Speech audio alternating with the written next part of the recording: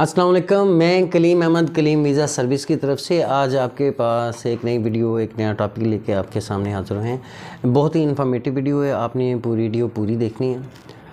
میرے جیسے کہ آپ نے ویڈیو کا تھمبنیل دیکھ لیا ہے، امریکہ کا ویزا پاکستانی پاسپورٹ پر اتنی آسانی سے کیوں لگ سکتا ہے، آج کا ٹاپک ہے۔ میں آپ کو بتاتا ہوں دوستو، امریکہ وہ واحد ملک ہے جو آپ کو آپ کی پرسنل اپیئرنس، پرسنل اسیسمنٹ پہ ویزا ایشو کرتا ہے۔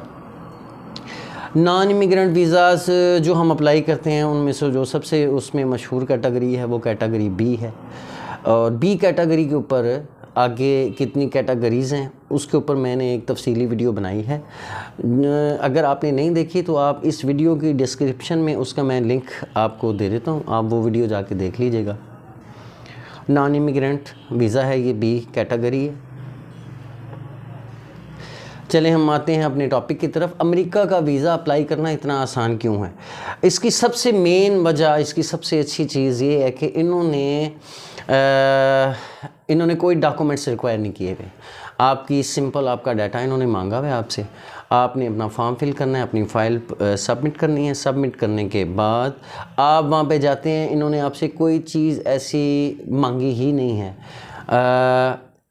آپ کو صرف آپ نے جو لکھ کے انہیں بھیجا ہوا ہے، جو آپ نے اپنی فائل میں انہیں اپنا ڈیٹا پرووائڈ کیا ہوا ہے، وہ اس کو سامنے رکھ کے آپ کی اسیسمنٹ کرتے ہیں کہ جو آپ نے لکھ کے انہیں دیا ہوا ہے اسی کے مطابق آپ ہیں بھی ہیں۔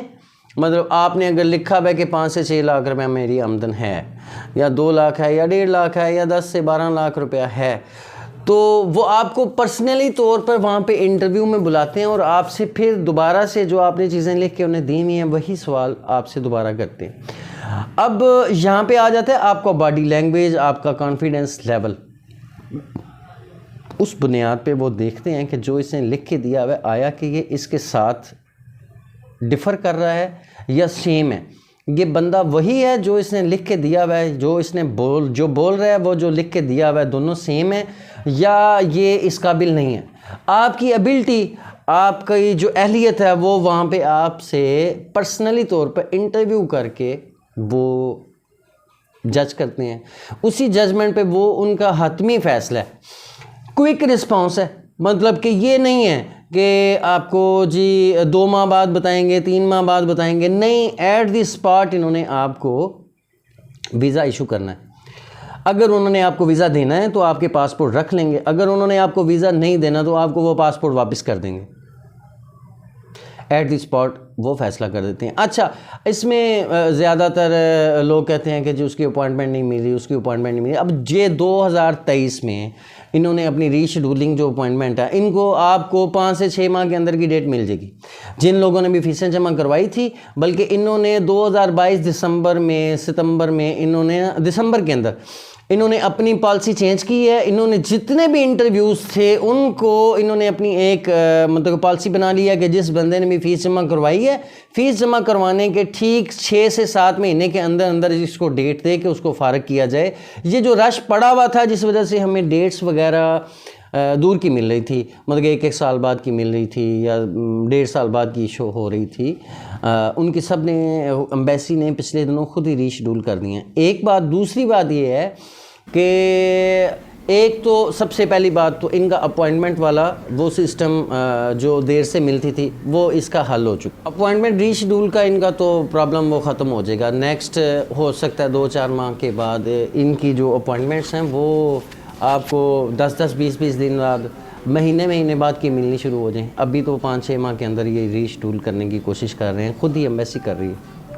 اچھا، اس کا سب سے بڑا بینیفٹ امریکہ ویزا اپلائی کرنا اتنا آسان کیوں ہے وہ میں آپ کو بتا رہا ہوں کہ آپ تھائی لینڈ کا ویزا اپلائی کر لیں، آپ اس کا ساؤتھ افریقہ کا ویزا اپلائی کر لیں، آپ شینجن کسی بھی ملک کا ویزا اپلائی کر لیں، آپ دیکھیں گے کہ انہوں نے اتنے ڈاکومنٹس مانگنے ہیں آپ سے، پراپرٹی کے ڈاکومنٹس مانگ رہے ہیں، کار کے ڈاکومنٹس مانگ رہے ہیں، کوئی چیز آپ نے خریدی بھی ہے اس کے ڈاکومنٹس مانگ رہے ہیں، یا اینٹین مانگ رہے ہیں، ہر چیز مانگ رہے ہیں آپ سے، اور وہ مطلب کہ بڑا مشکل ہے، وہ پتہ نہیں کیا کیا مانگ لیتے ہیں وہ۔ چلیں، لیکن مطلب کہ اتنا وہ انہوں نے مشکل کیا ہوا ویزا اپلائی کرنا اتنا، لیکن امریکہ نے نو requirements, no documents required, only आपका इंटरव्यू होगा, इंटरव्यू में आप पास हो गए तो उन्होंने आपको वीज़ा इशू कर देना। हमें इनकी कोई रिक्वायरमेंट ऐसी है ही नहीं है जो हम पूरी नहीं कर सकते। इसके अलावा मैं आपको एक और बात बता दूं कि इनका डिसीजन मेकिंग फौरी है। डॉक्यूमेंट्स के नो रिक्वायरमेंट हैं, डॉक्यूमेंट्स ये रिक्वायर नहीं करते, ठीक है। डिसीजन मेकिंग इनकी फौरी है, इजी अपॉइंटमेंट आप इनकी शेड्यूल कर सकते हैं। अब आप इटली की अपॉइंटमेंट लेना चाहे इसके निस्बत तो वो 5-5, 6-6 लाख रुपया, वो पहले तो VFS ग्लोबल की आपकी वो साइट ही वही नहीं चलती, लेकिन इनकी साइट पे कोई प्रॉब्लम नहीं बनती, ईज़िली आप अपनी अपॉइंटमेंट जो है वो शेड्यूल कर लेते हैं। दूसरी बात यह है कि ये जो रश बना हुआ था वो भी कोविड-19 की वजह से था। अब सबको पता है, सब ने अपनी अपनी बूस्टर डोज भी लगवा चुके हैं, तो नेक्स्ट ये कोविड वाला ये चक्कर ख़त्म हो जाएगा, रीशेड्यूल आपको आसानी से मिल जाएंगे। अच्छा, अब अमेरिका का वीज़ा तो आपने अप्लाई कर लिया, वो मैंने आपको बताया कि बहुत नहायत ईजी है, ठीक है। एक आम बंदा भी वीज़ा अमेरिका का अप्लाई कर सकता है। देखिए दूसरी बात, अमेरिका का अगर आपका वीज़ा लग जाए ना तो आपको 20 से ज़ायद मुल्क ऐसे हैं जिन पे आपको एंट्री पे वीज़ा मिलेगा, मतलब उसका वीज़ा लेने की फिर आपको ज़रूरत नहीं है। आपको शेंजन ईज़ी से वीज़े मिल सकते हैं, आपको ऑस्ट्रेलिया वीज़ा इजी मिल सकता है, आप कनाडा इजीली आप जा सकते हैं।